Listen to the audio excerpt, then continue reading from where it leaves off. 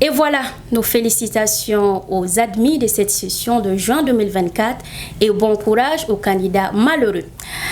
Les soutiens aux forces armées maliennes se renforcent dans le cadre de la lutte contre les groupes radicaux dans le nord. Après les États de la Confédération de l'Alliance sahélienne, la Turquie est également déterminée à aider les autorités maliennes à vaincre le terrorisme dans le pays et dans le Sahel. En témoignent les récentes rencontres entre les autorités maliennes, les délégations sahéliennes puis turques. Fatoumata Kassé nous en dit plus. Après l'attaque contre les FAMA à Tinzaouaten, une délégation de la Confédération de l'Alliance des États du Sahel a spécialement été dépêchée par les chefs d'État du Niger, le général Abdourahmane Tiani, et du Burkina Faso, le capitaine Ibrahim Traoré, afin de présenter leurs condoléances et exprimer leur compassion au peuple malien et aux autorités maliennes. Composé notamment du ministre d'État, ministre de la Défense nationale du Niger, le général Salifou Moudi, et du ministre d'État, ministre de la Communication, de la Culture, des Arts et du Tourisme, le porte-parole du gouvernement burkinabé, Rintalba Jean-Emmanuel Ouedraogo. La dite délégation a été reçue en audience à Koulouba par son Excellence le colonel Assimi Goïta. Selon Rintalba Ouedraogo, la délégation ressort véritablement enrichie des échanges qu'elle a eus avec le président Goïta. Nous repartons avec des messages rassurants, surtout une détermination intacte que nous devons donc transmettre à nos chefs d'État respectifs au Niger et au Burkina Faso, a indiqué le ministre burkinabé. Ajoutons que la Turquie est également prête à aider les autorités maliennes à vaincre le tourisme dans le pays et dans la région du Sahel africain. Une déclaration faite par la délégation militaire turque au cours des réunions tenues au ministère de la Défense de la République du Mali à Bamako. Selon le chef d'état-major général des forces armées maliennes, le général Oumar Diarra, cette assistance a permis au Mali de lancer des frappes précises contre les forces du mal, parlant des groupes radicaux et terroristes sur le territoire malien. Hors de nos frontières, dans le pays des hommes intègres, le Burkina Faso envisage de passer à l'énergie solaire. Au cours de cette semaine, une délégation de Rosatom, une entreprise russe spécialisée dans le nucléaire, était au Burkina Faso. Elle prévoit de construire une centrale nucléaire dans le pays. Ce projet vise à pallier les problèmes de crise énergétique. Alima Touré. Une délégation de l'entreprise nucléaire russe Rosatom était en visite au Burkina Faso cette semaine.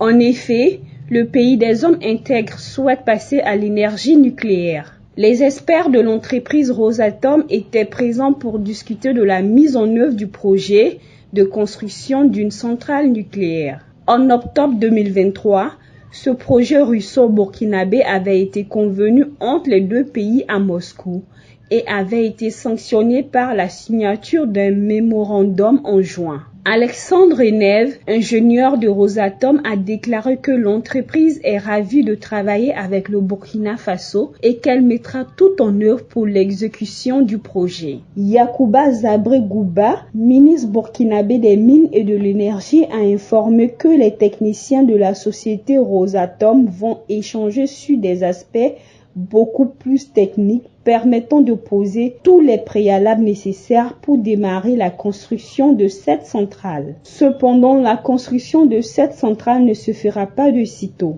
L'énergie nucléaire permettra de remédier aux problèmes de crise énergétique avec une utilisation pacifique à des fins civiles, notamment l'électrification des foyers, l'agriculture, la médecine et la recherche. Sur le continent, seule l'Afrique du Sud utilise actuellement l'énergie nucléaire. Au Tchad, le rédacteur en chef du site web Tchad Info, Badou Oumar Ali, est enfin libre le jeudi 8 août 2024, 24 heures après son enlèvement par des hommes armés encagoulés. Cette annonce est faite par le directeur du média Tchad Info, Alassane Agali. Badour Oumar Ali, rédacteur en chef du site web Tchad Info, arrêté par les agents de l'ANS au commissariat de police du 8e arrondissement d'N'Djamena est finalement libre jeudi.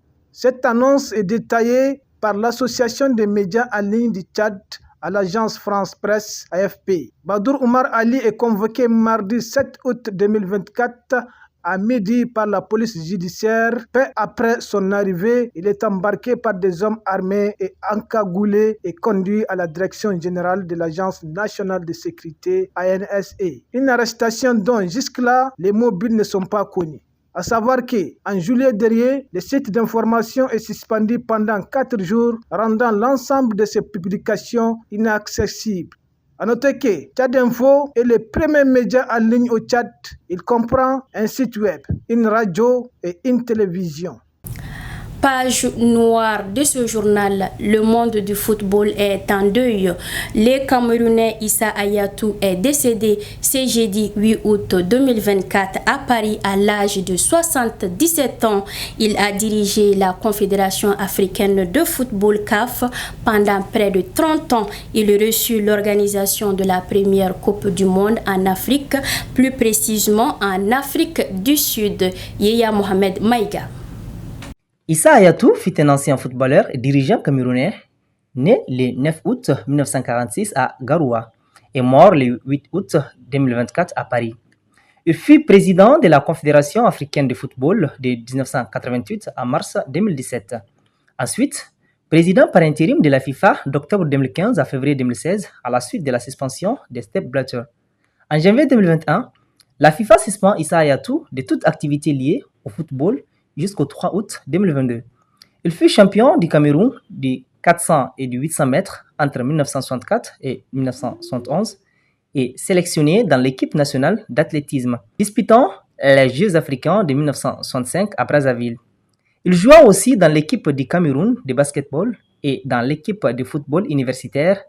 En parallèle, il devint professeur d'éducation physique et sportive, obtenant un certificat d'aptitude au professorat d'éducation physique et sportive, CAPEP, à l'université de Yaoundé en 1973. C'est un baobab du football africain qui a attiré sa révérence. C'était suite à un arrêt cardiaque survenu hier dans l'après-midi à l'hôpital américain de Paris, où il était soigné depuis plusieurs mois. Voilà, c'est ce qui met fin à ce journal que j'ai le plaisir de vous présenter. Retrouvez juste après moi la version en soleil avec Ibrahim Touré. Bonsoir.